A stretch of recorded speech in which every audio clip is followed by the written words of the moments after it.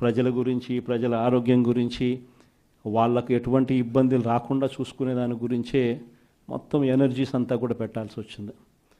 కాబట్టి బహుశా చేయాల్సినంత అంత ఇదిగా కార్యకర్తలకు అంత తోడుగా ఉండకపోయి ఉండొచ్చు.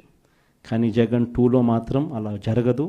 ఖచ్చితంగా అందరికీ మాటిస్తూ ఉన్నాను, కార్యకర్తల కోసం జగన్ ఎంత గట్టిగా నిలబడతాడో వచ్చే ఎన్నికల తర్వాత ఖచ్చితంగా అది కూడా చేసి చూపిస్తానని కూడా ఈ సందర్భంగా చెప్తా ఉన్నా.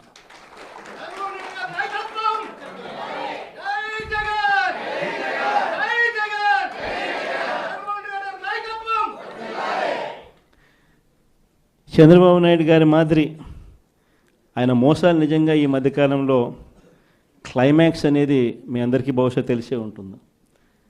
మొన్న ఈ మధ్యకాలంలోనే క్లైమాక్స్కి చేరినాయి.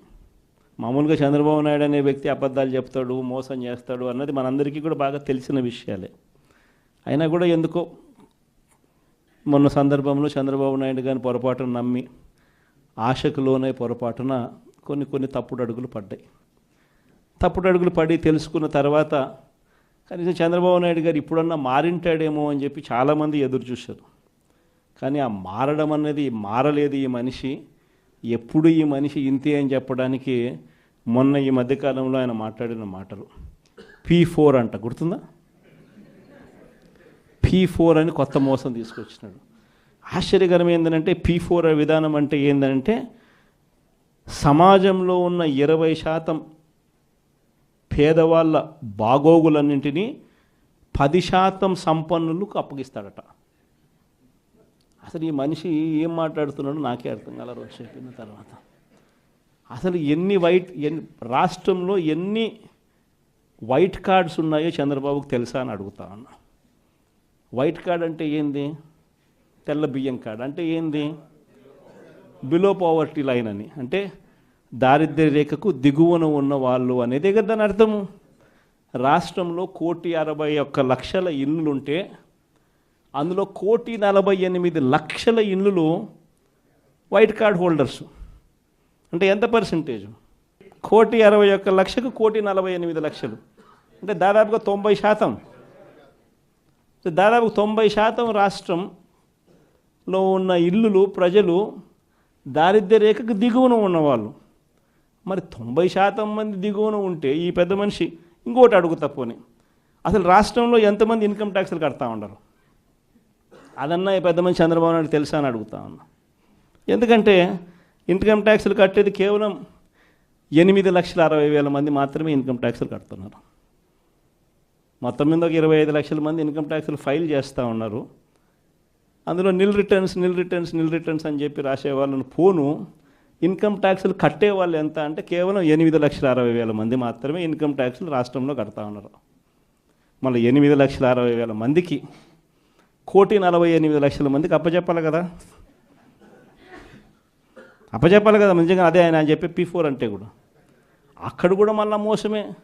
కేవలం 20% అంటాడు. ఆడ మోసమే. అసలు వాస్తవం చెప్పాలంటే కనీసం 1000 మంది ముందుకు రారు. కనీసం రాష్ట్రంలో 1000 మంది ముందుకు రారు. ఇది జరగదని చెప్పి అందరికీ తెలుసు.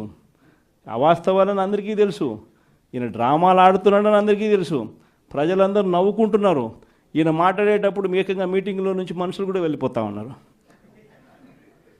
ఇంత అబద్ధాలు చెప్పాకయ్యా, ఇంత మోసం చేయకయ్యా అని చెప్పి చెప్తా ఉన్నా కూడా ఈ మనిషికి నేను చెప్పేది అబద్ధమే, నేను చెప్పేది ప్రజలు నమ్మాల్సిందే అని అబద్ధాల మీద అబద్ధాలు చెప్పుకుంటూ పోతూ ఉన్నాడు. ఎన్ని రేషన్ కార్డులు ఉన్నాయో తెలియదు, వైట్ రేషన్ కార్డుకి అర్థం ఏమిటో తెలియదు, ఎంతమంది రాష్ట్రంలో ఇన్కమ్ ట్యాక్స్లు కడతా ఉన్నారో కూడా తెలీదు అనడం కూడా తప్పు. తెలుసు కానీ మోసం. ఇప్పుడు కూడా సూపర్ 6 ఎందుకు అమలు చేయడం లేదా, సూపర్ 7 ఎందుకు అమలు చేయడం లేదంటే ఏమంటాడు? రాష్ట్రంలో అప్పులు 10 లక్షలు అంటాడు. ఎన్నిసార్లు చెప్పాలయ్యా నీకు రాష్ట్రంలో అప్పులు ఎంత ఉన్నాయి అని చెప్పి? 6.5 లక్షల కోట్లు రాష్ట్రంలో అప్పులు ఉన్నాయని చెప్పి నువ్వే అసెంబ్లీలో ప్రవేశపెట్టిన నీ బడ్జెట్ డాక్యుమెంట్లో నువ్వే చెప్పించావు. ఆయన ప్రవేశపెట్టిన బడ్జెట్ డాక్యుమెంట్లో రాష్ట్రానికి సంబంధించిన అప్పులు ఎంత అంటే ఆయనే 6.5 లక్షలు అని చెప్పి ఆయనే చూపించారు. 6.5 లక్షల కోట్లలో కూడా 3,13,000 కోట్లు ఆయన ప్రభుత్వం దిగిపోయే నాటికే ఉన్న అప్పులను కూడా అని అందరికీ కూడా తెలుసు. ఆయన ప్రవేశపెట్టిన బడ్జెట్ డాక్యుమెంట్లోనే ఉంటాయి. కానీ ఏమంటాడు,